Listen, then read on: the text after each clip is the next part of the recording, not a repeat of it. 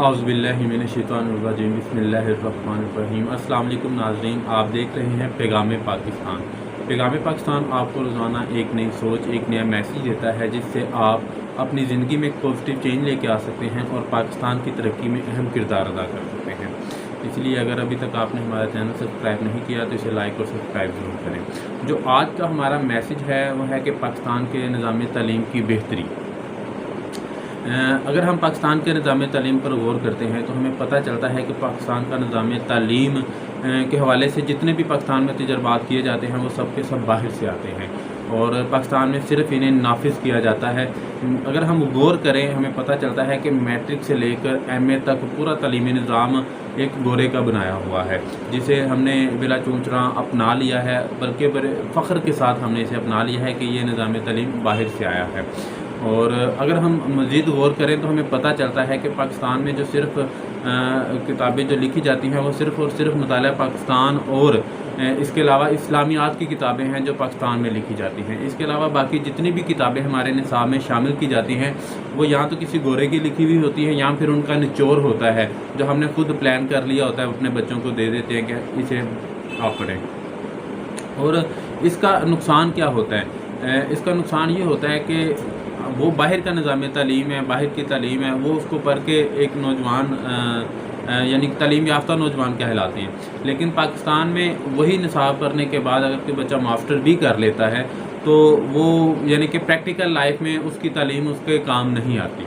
اور اس کے برعکس جو ہمارا اپنا تعلیمی نظام تھا یا جو ہماری اپنی تعلیم کی اصل تھی ہم اسے بھول بیٹھے ہیں، ہم اس سے کنارہ ہو چکے ہیں، ہم اس سے دور ہو چکے ہیں۔ اب ہم کس طرح سے اپنے بچوں کو ایک تعلیم یافتہ بنا سکتے ہیں؟ ایک تو یہ ہے کہ ہم نے بچوں کو جو ہے رٹے کی عادت ڈال دی ہے کہ یہ نظام تعلیم ہے، اور دوسری بات یہ کہ ہم نے اپنے نصاب میں بہت زیادہ کتابوں کو شامل کر دی ہے، جس کے بعد اس کا حاصل یہ ہوتا ہے کہ بچے کے پاس ٹائم کم ہوتا ہے اور اس کے پاس صرف ایک ہی حل ہوتا ہے کہ وہ کم وقت میں زیادہ سے زیادہ جتنا بھی رٹا لگا سکتا ہے، تو وہ ایک مشین کی طرح رٹا لگانے کی کوشش کرتا ہے اور ایک ڈگری حاصل کرنے کی کوشش کرتا ہے، جس کے بعد اصل میں بچوں کو تعلیمی دینے کا جو اصل مقصد ہے کہ وہ اپنی زندگی میں کامیاب ہو سکیں۔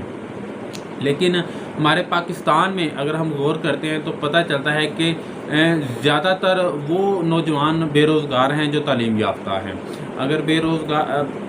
اگر کامیاب لوگوں کی طرف نظر ڈالیں تو ہمیں پتہ چلتا ہے کہ 80% جو کامیاب لوگ ہیں وہ کم پڑھے لکھے تھے۔ اب یہ ایک بہت بڑا تضاد نظر آتا ہے ہمیں کہ پاکستان کا نظام تعلیم کس ٹریک پہ چل رہا ہے، کس پٹری پہ چل رہا ہے۔ ہم کس طرح سے اپنے نوجوانوں کو تعلیم یافتہ بنا سکتے ہیں، اور تعلیم یافتہ بنانے کا مقصد یہ نہیں کہ ایک ڈگری حاصل کر لی ہے وہ تعلیم یافتہ ہو گئے، بلکہ میں یہ سمجھتا ہوں کہ تعلیم یافتہ نوجوان کہلانے کا مقصد یہ ہے کہ وہ اپنی زندگی میں کامیاب ہو سکے۔ وہ اپنی زندگی میں کس طرح سے کامیاب ہو سکے گا؟ اسے ایک تو یہ ہے کہ جو ہماری تعلیم کی اصل ہے کہ اچھائی اور برائی میں فرق واضح ہو۔ یہاں ہمارے پاس کیا ہوتا ہے کہ پاکستان میں جو تعلیم حاصل کرنے کے بعد اگر کسی کو پولیس کی جاب مل گئی ہے یا کوئی وکیل بن گیا ہے تو یعنی کہ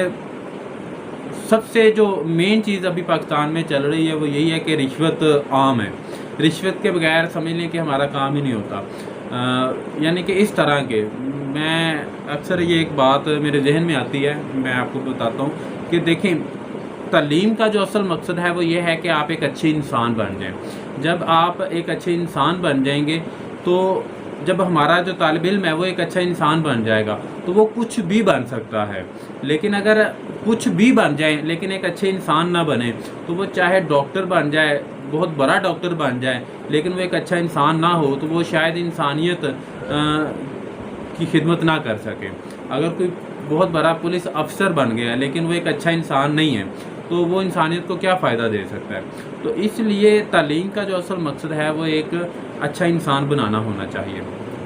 اگر ہم مزید باریکیوں میں جائیں تو ہمیں پتہ چلتا ہے کہ پاکستان میں جو ایک پرائیویٹ سیکٹر ہے، ہر پرائیویٹ جو سیکٹر ہے اس نے ایک اپنا نظام تعلیم رائج کیا ہوا ہے، اس کا اپنا جو ایک تعلیمی نصاب ہے وہ دوسرے تعلیمی ادارے سے ملتا نہیں ہے۔ دیکھتے ہیں کہ ہر ایک پرائیویٹ ادارے نے اپنا ایک الگ سے نصاب بنایا ہوا ہے اور حالانکہ اس کو اگر ضرورت نہیں بھی ہے، اس کو ایک اچھا نصاب مل بھی رہا ہے، لیکن اس کے باوجود اس نے ایک اپنا نصاب الگ سے بنانا ہی بنانا ہے۔ کیوں؟ کیونکہ وہ اسے بازار سے کسی اور جگہ سے نہ ملے، اس نے بزنس کرنا ہے اس سے۔ تو یہ پاکستان میں ایک ٹرک چل رہا ہے، یعنی کہ تعلیم کو لے کے سمجھ لیں کہ ہم اتنے میں اب اس کے لیے کوئی الفاظ نہیں ہے میرے پاس کہ میں اس کے لیے کیا الفاظ استعمال کروں، کہ ہم نے اپنے تعلیمی نظام کو خراب کرنے میں کوئی کسر اٹھا نہیں رکھی۔ تعلیم تو بہت سمپل ہے، بہت سادہ ہے، تعلیم حاصل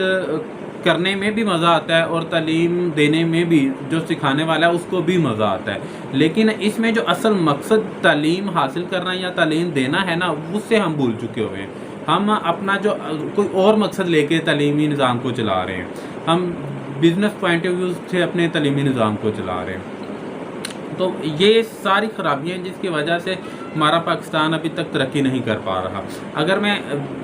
دوسری طرف اگر ہم کامیاب لوگوں کی طرف، میں نے پہلے بھی بتایا کہ اگر نظر تو رہیں تو ہمیں پتہ چلتا ہے کہ 80% وہ لوگ کامیاب ہوئے جو کم پڑھے لکھے تھے۔ وہ کس طرح کامیاب ہوئے؟ وہ کامیابی کے اصول کو سمجھ چکے تھے۔ انہوں نے کیا کیا کہ جو پڑھے لکھے نوجوان تھے ان کو اپنا ملازم بنایا، ان سے کام لیا، اور اصل جو پروفٹ، اصل جو کامیابی ہے وہ انہوں نے خود سمیٹی ہے۔ اور یعنی کہ وہ پڑھے لکھے لوگوں کو ملازمت دیتے ہیں اور خود کامیاب ہوتے ہیں، حالانکہ وہ خود کم پڑھے لکھے ہوتے ہیں۔ تو یہ بھی ایک بڑی عجیب سی بات ہے کہ ہمارا جو مائنڈ سیٹ ہے وہ کس طرح کا بنا ہوا ہے۔ تو میرا جو آخر میں ایک میسج ہے وہ یہی ہے کہ تعلیم کی اصل کو سمجھتے ہوئے اپنی زندگی جو اللہ تعالیٰ نے کچھ وقت کے لیے ہمیں دے دی ہے، اس کو بہتر انداز میں گزاریں۔ اصل کامیابی یہی ہے۔ تو جب ہر انسان ایمانداری کے ساتھ اپنے فرائض منصبی ادا کرے گا تو انشاءاللہ تعالی ہم اپنے ہر